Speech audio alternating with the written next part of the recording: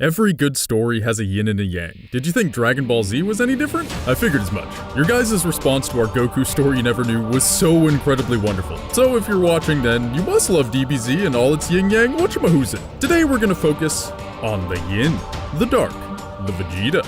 Between the awesome energy explosions and intense screaming, Dragon Ball Z has bamboozled us with emotional struggles between characters rocking very different ways of being. Goku is the pure fighter, the force of light, the benevolent fist, while Vegeta is the opposite of all those things. To be clear, any idiot knows that, and it's probably an oversimplification. But we're just laying foundations here, people, don't you worry. And on those foundations, I'm gonna spit mad truth about Vegeta. The maddest truth. Truth so mad, it makes you wanna splad? I don't know, I'm bad at this. Let's move on. This Vegeta guy. Vegeta. Vegeta! What the hell? Jeez. Alright, those people are dead. Yeah, Bulma, just go ahead and faint. That's helpful. So why? Why did Vegeta do this? And before you ask me what's going on, because you haven't watched Dragon Ball Z or just a little hazy, let me zoom out a bit. Just be careful because sometimes when you zoom out, you can see some spoilers. Spoilers for a show that's pretty old and amazing, but spoilers nonetheless. This scene where Vegeta kills hundreds of people is horrific, but it's not the worst he's done. Not even close. It's just that it happened so many years after Vegeta gave up his genocidal ways. For a better idea of what I'm talking about, let's look at that zoom out view. This scene happens in the Majin Buu saga, which is situated before Dragon Ball Super, the newest Dragon Ball series, and 7 years after the Cell saga. You don't need to know those specifics, just that at this point in the DBZ timeline, Vegeta had already changed so much since his ruthless planet-conquering days when we first met him. And sure, he resorted back to his destructive tendencies in the Majin Buu saga in a large part because he was under the spell of a dark wizard named Babidi. But Vegeta admits later that he allowed himself to fall under Babidi's spell.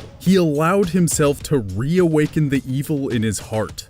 Pretty fucked up. To answer why Vegeta would resort to such measures, we have to go beyond the obvious. Beyond the knowledge that Vegeta's darker nature is inherent to all Saiyans. Beyond the haunting, terrible truth that power is attractive to those who shouldn't seek it. This quest for power in the name of pride is what tied together Vegeta's entire warrior race until Frieza obliterated their home planet with an energy beam from space. This dark past is a part of Vegeta. It's fueled him for as long as he can remember, but it's not the end-all be-all of this warrior prince's pride. Pride that would push him to level civilizations and drive him from his core for his entire life, making this Saiyan feel alive, doing things that would horrify any decent human being. Until, of course, he became a family man. Kind of. The important thing is that he's trying. Give the guy some credit. You wanna know what it do with Vegeta? You wanna know about his deepest, most minute, most intimate thoughts and intentions that make him the darkness to Goku's light? The same ones that bring out that terrifying inner ape? Of course you do. That's why you're here. So prepare yourself for the story of a Saiyan prince. The story of Vegeta. The story you never knew.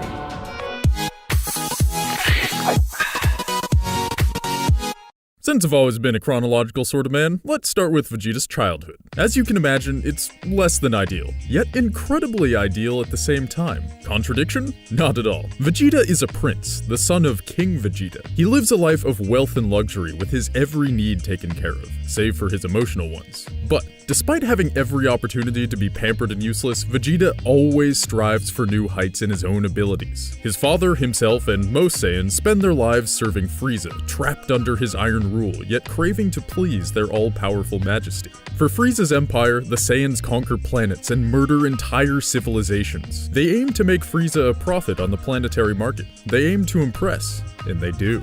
In the movie Bardock, Father of Goku, a young Vegeta bursts through the door to Frieza and demands an assignment. Frieza obliges and gives a prepubescent Vegeta the most difficult planet-conquering gig on the agenda. Vegeta gladly accepts. Moments like these show us what makes Vegeta tick. He's always pushing forward and striving for more, always pleasing the system that Frieza sits at the helm of.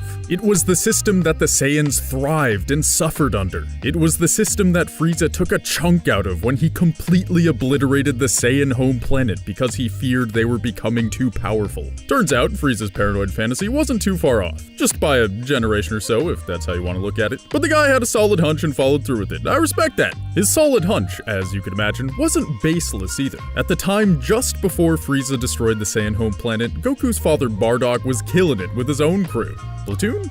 Squad. Bardock and friends' advances in power were enough for Frieza to fear mutiny, so he ordered a kill on Bardock's squad and almost kills Bardock in the same fell swoop.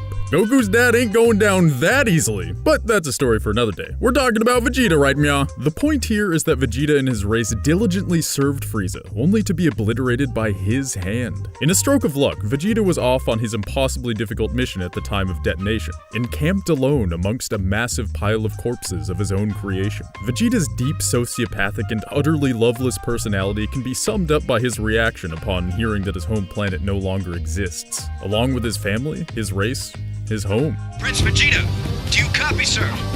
I'm here. Sir, unfortunate news from Lord Frieza. Planet Vegeta was struck by a large asteroid today and destroyed. And you're sure? Affirmative, sir. Lord Frieza sends his sympathies and regrets. As of now, you're the only known survivor. Oh, really? Would you like to send a reply, sir? No. No reply. Very well, sir. Over and out. Completely indifferent, at least on the outside. That's dark. For the next several decades of Vegeta's life, he will insist on pushing his limits by himself, without the help of teachers or friends or family. It's easy to understand why, given that anything he may have ever loved or cared about was taken away from him by the guy he spent his whole life trying to please. Granted, at the time, he thinks that a giant meteor destroyed planet Vegeta, but he finds out soon enough what actually happened. But what does this moment mean in the grander context of Vegeta's life? And what am I trying to get at here besides some good old-fashioned plot summary? Well, before I get myself too worked up by asking myself leading questions, let's answer said leading questions. Vegeta's childhood, which essentially ended the day he lost his home planet, was spent in the shadow of Frieza, the universe's biggest, most powerful meanie. This meanie who killed his father, this meanie who rewarded ruthlessness with ruthlessness, has unapologetically molded Vegeta into the prideful, spiteful, hateful warrior he grows up to be. Sure, he was already going to be a dick anyway because he was a Saiyan, but to say Vegeta's personality wasn't molded by Frieza to some big degree would be silly. Basically what I'm saying is that Vegeta has mad daddy issues with Frieza, but not in a sexual way. Probably. Who wouldn't have childhood trauma from the detestable actions of this gender-bending, genitalialist guy? We'll call him a guy. Yeah, you like that, huh? You like that spanking? That's a spanking, that's a good boy. That's fatal, probably. Should've used a safe word. Anyway, the takeaway here is obviously that since the day his home planet was destroyed, Vegeta believed even more deeply that he needed no one, hence him spending basically the rest of his life training on his own. At least as a child, he had his father and his race to help him. You may remember from our Goku story you never knew that Goku was able to achieve higher levels of power because of help from the universe's greatest teachers. He didn't do it on his own. Vegeta, on the other hand, is convinced he can go it alone. Let's fast forward a bit to the Frieza saga, when the Z fighters do battle with Frieza himself on planet Namek. This saga is pretty long, but we're gonna skip to the best part. The part I showed you in that safe word joke. Now that's some full circle writing. So after a lot of fighting and a lot of waiting, Frieza finds himself in his final form, having just given Vegeta a fatal blow as Vegeta outpours his rare emotions to Goku. Before he dies, the Prince of all Saiyans begs Kakarot to kill Frieza by any means necessary.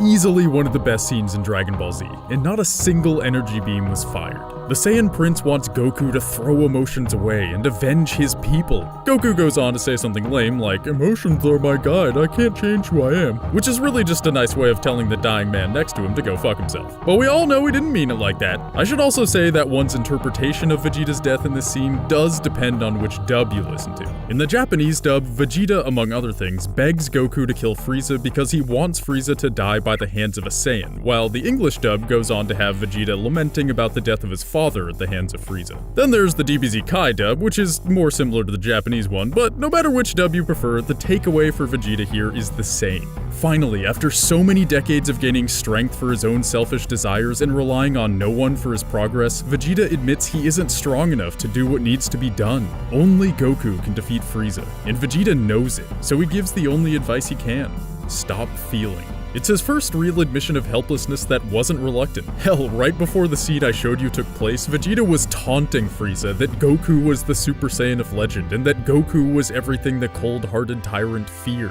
Then Frieza gets mad and finger bangs the prince, but a genuine admission that Goku was the pinnacle of the Saiyan race? Not too shabby, Vegeta. And now it's time to really bring this bitch full circle. We've seen Vegeta's traumatic yet indifferent childhood. We've seen his death having adulthood. Now we go forward to the Majin Buu saga, years after Vegeta and friends were wished back to life with the Dragon Balls. So many years, in fact, that Goku had enough time to get killed again and be dead for a full 7 years, then come back for 1 day thanks to some cosmic string pulling. See how he's got that halo above his head?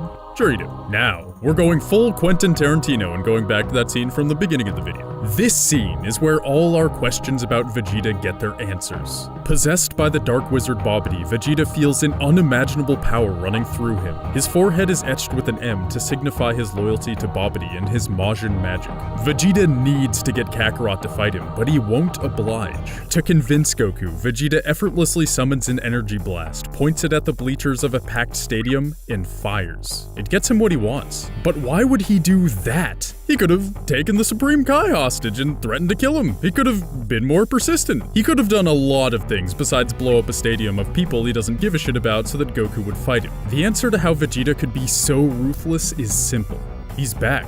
What do I mean by that? Remember, this event takes place 7 years after Goku dies to Cell. I won't go into details about Cell and his killing of Goku, just know that Goku has been dead for the last 7 years, gone in the other world, training amongst the Kais. Vegeta, after Goku's death, was devastated, not because he loved Goku, but because he needed him. He needed Kakarot to show him what was possible. He needed Kakarot to humiliate him, to best him. He needed Kakarot as his reason to keep fighting. In the middle of Majin, Vegeta, and Goku's epic fight, the Saiyan Prince tells why exactly he allowed himself to fall under Babidi's spell and revealed what he's been up to these past 7 years without Goku. I don't understand. You've never allowed anyone to help you before in your life. Why start now? Why Babidi? Because I wanted him to reawaken the evil in my heart. I wanted him to return me to the way I was before. But slowly, over the years, I became one of you. My quest for greatness gradually giving way to this life of mediocrity. Do you understand now, Kakarot? That's why I needed Babidi to set me free by releasing the evil in my heart. He has freed me of these petty attachments. And I'd have to say it feels pretty good. Indeed, Vegeta had a family of his own in that time, which is common knowledge, and slowly devolved into a life of mediocrity, which he later mentions was an attempt to live by Goku's kinder ways in hopes it would grow his power. It didn't work, so he put his trust in someone unmistakably evil, and it felt pretty good. It even pushed him to the next level of Super Saiyan. See that lightning coming off of him? That means he's Super Saiyan 2, and he couldn't do that before. But ultimately, neither win the fight, and it's revealed that Goku was holding back the whole time. What's ironic is that Goku is right. Vegeta never let anyone help him until now, because he couldn't. Since childhood, Vegeta has been fueled by negative thought patterns, ones that would make the universe's greatest teachers reject him even if he wanted their help. His selfishness, his pride, ensured the only help Vegeta got would come from a rival, not a friend, until he got the chance to make a deal with the devil. A deal he perhaps would have been too proud to take if his pride wasn't challenged all those years ago. His leap in power came at the price of Babidi trying to invade his thoughts, to take over his mind like a parasite. But to get to the next level, it was the only option a man like Vegeta had. Thanks to his childhood and Saiyan nature, Vegeta is fueled by negative emotions rather than positive ones, and that's why he needs to endure the demonic process of Babidi encroaching on his mind, because cutting a deal with the devil is the most he could stomach. His fuel of negativity is why he needs Kakarot. Those last 7 years that sent Vegeta into a desperation so low he welcomed back his genocidal ways, they were entirely without Goku, without a rival. In his lifetime of independence, Vegeta still depended on Goku, and when he couldn't do that, he depended on the embodiment of evil. Vegeta is proof that we all need help sometimes. It just depends how and where you get it. And that's the story. You never know. So now that we've done a video on both Goku and Vegeta, we've got a question for you. Which do you identify more as, Vegeta or Goku? Hit that like button for Goku or that dislike button for Vegeta. Oh shit, wait, that's a terrible idea! Just hit that like button if you enjoyed this video. And comment down below if there's anything you want me to cover in a Story You Never Knew episode. But for now, it's time to put the finishing touches on this crazy FNAF theory. See you all in the next video.